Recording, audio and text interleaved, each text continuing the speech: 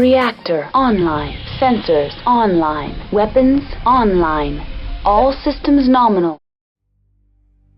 Hello everyone, B1B Flyer here, and I'm going to show you how I make my own do-it-yourself basing texture.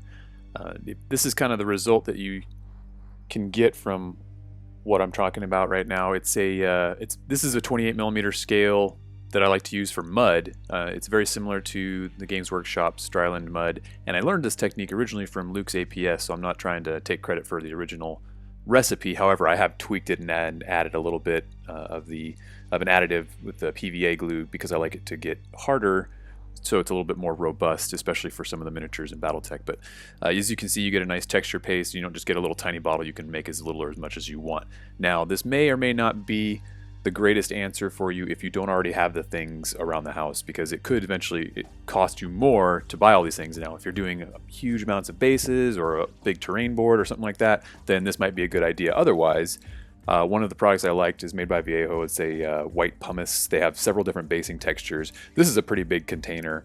I've only used about a third of it, and I've done a lot of bases and models. But what that'll net you is a base texture that looks kind of like this, with a bit of a kind of a rough grain. I use it a lot for some of my 28mm scale models. You can build it up a little bit. It does stay kind of rubbery and soft, so it's not maybe perfect for going around the edges if you do the edges of your bases, but it's a really useful tool. It is also really not very good for filling, whereas what I'm making does have some filler uses.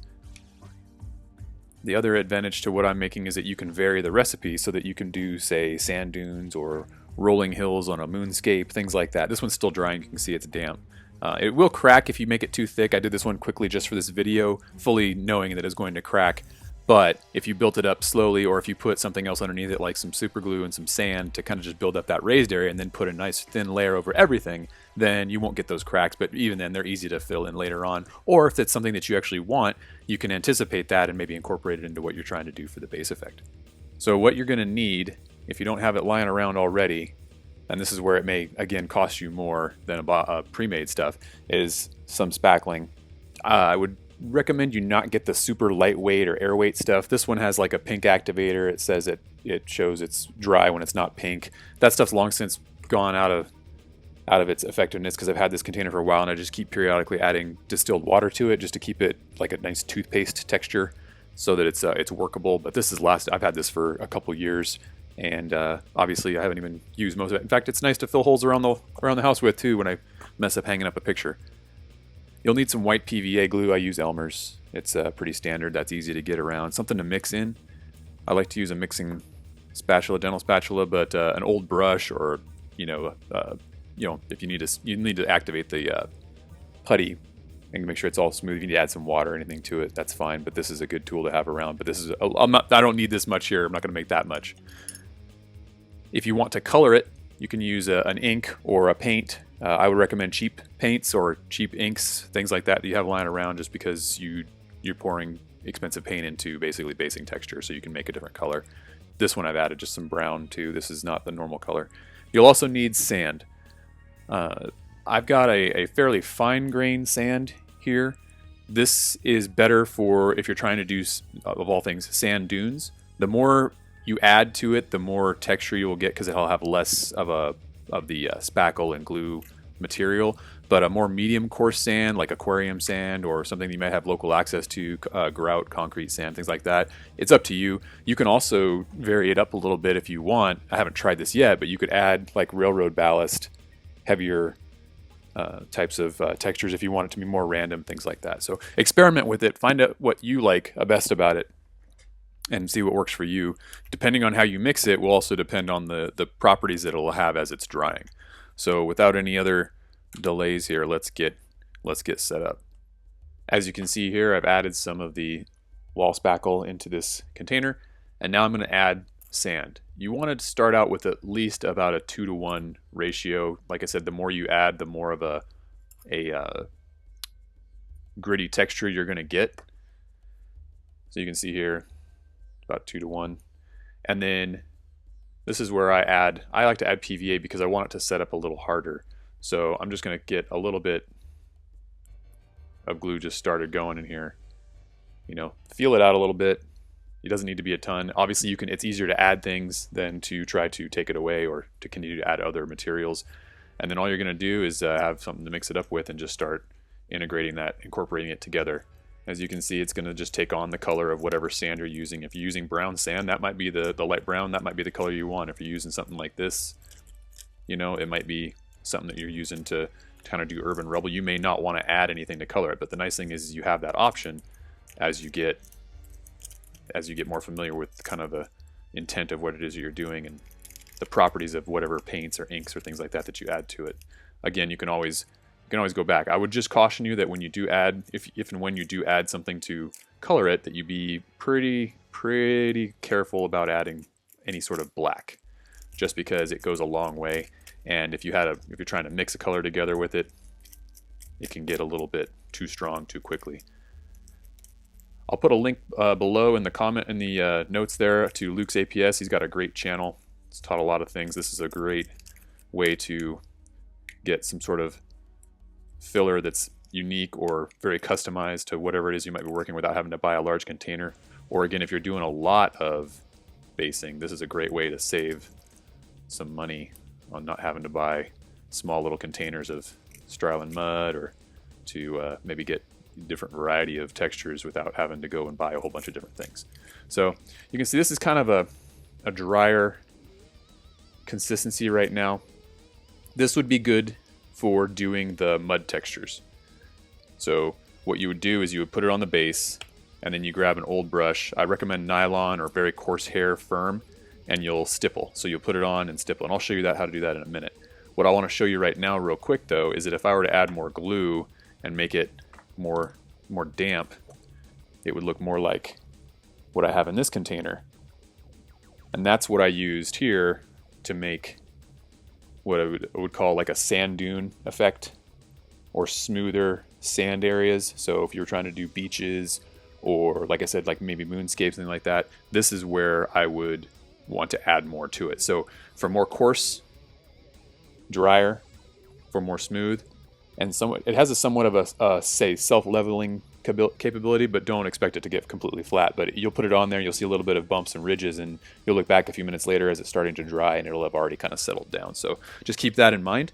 Experiment with it, have fun with it. You can see I just use a plastic container with a seal. You can use jars, you can use whatever you want.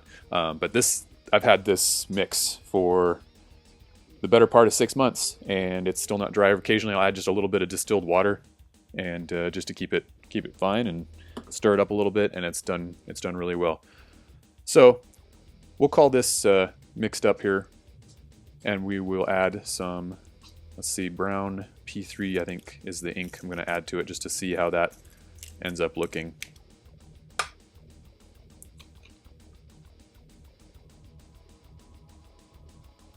It's more of a reddish brown, it seems. Get this out of the way.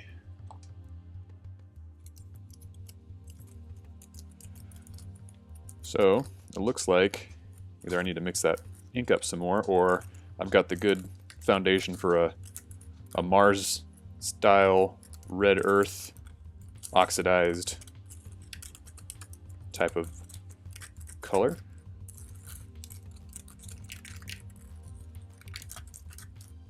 You can see now you just incorporate everything in. Add some more. Now if you're thinking you're going to add stuff to it, or let's say you were doing, like you wanted like a grayish moonscape, you could do a bluish brown, lay that down, and then you could do your gray dry brush over the top to get a nice bluish gray landscape out in, you know, the vacuum. You can see this is kind of reddish, so again that would be kind of fun to do for like a Mars type of textured base. So that was adding inks.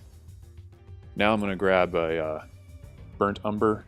This is just a cheap folk art paint. These are like $1 or $2 at craft stores or Walmart, things like that.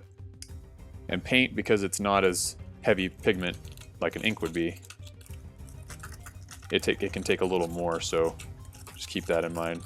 Here we go. Now we're starting to get kind of a reddish mud, and you can see it's pretty easy to just add something to it. But now if I was adding black, I would be much more careful about it, because it'll go from fairly light to all of a sudden, oh man, it's all mostly black and gray. But if that's what you want, you know, go at it. So here we go. I've got kind of a reddish brown looking color. I'd probably go something a little darker if I want to maybe make it more like dirt or mud or something like that. But I've got this spatula, and I'll show you how to apply it. So I've got this one of these brand new hex bases from the box sets, and I'm just gonna put it on there. I'm gonna take my nylon brush here. I'm just gonna kind of spread it around.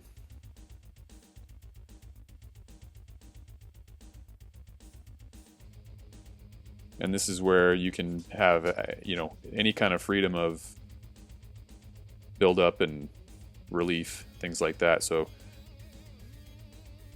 take a look at what you want, and then once you get it spread out, either using a brush or a spatula if you wish, and you can start to sort out what type of effect or texture that you're looking to get. So you can do pathways in it if you wanted to, for maybe if you want to do creeks and things like that, or you know, waddies. You know, the scale obviously dictates that, you know, the bigger the texture or whatever, that it may start to look a little bit off. But you can take it out to the edge. If you want to do, you know, if you make a mistake or it gets over the edge, let it dry a little bit, and you can just kind of scratch it off. The glue and the PVA will help harden quite a bit, and it'll be fairly robust. So you can see I've just kind of done just the basic, spread it around and see what we get. Quick tip you can take is if you've got a miniature, say, that doesn't have the base on it, and you know you want to put that miniature on there, dip the legs in water after you've let this dry for, I don't know, 3-4 minutes. You have to don't walk away from it, and then you can stamp the feet into the soft parts, and then you'll have an outline of where the feet will go and a flat relief area. So when you go to glue it, you'll have a good contact area. But for this, we're just going to do the base the way the way I was talking about. I have a cup of water that I'm dipping my brush in just to kind of keep it damp and get all the buildup off. And now I'm gonna stipple. You can see now I'm getting the raised and lowered areas.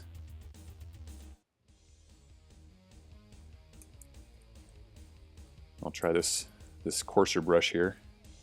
You can see that goes deeper. So this is where you can really experiment and have a lot of variety and a lot of fun with it. You can see just like that, I've got 2 different texture effects doing the same technique but with just a different brush. If you want to do craters or things like that, you can build it up and just kind of spin the brush. I'd probably let it dry a little more. It might have been a little too early. Or you can do another layer around it, build it up, do the same thing. So you can have a lot of variety. It's very easy to mess around with. If you want to cut out a little area here that might be a spot for a pond, or, you know, whatever you decide you want to make, you've got a lot of options and different techniques to try out. So again, don't let it get too thick, because it will crack because of the spackle and the PVA that's water based, so it cleans up with water, which is a nice part about it. But you will get, if it's too thick, you will get cracks. So try to keep it about, I'd say, less than 1/8 of an inch in thickness per layer. The nice thing is after about an hour or so, this is pretty workable to add another set. As far as storing this, obviously this is going to start drying, so get a sealed container, something that is obviously airtight, or if you're just making it batch per batch, you know, just don't make too much if you don't think you're going to use it all. But it does keep. It keeps no different than the spackle. Just make sure that it's something that's airtight and it'll last you a while. I hope you liked the techniques and video. Please put your comments and questions down below. Follow us on Facebook and Camo Specs Online. We look forward to seeing you next time. Thanks for watching. Shutdown sequence initiated.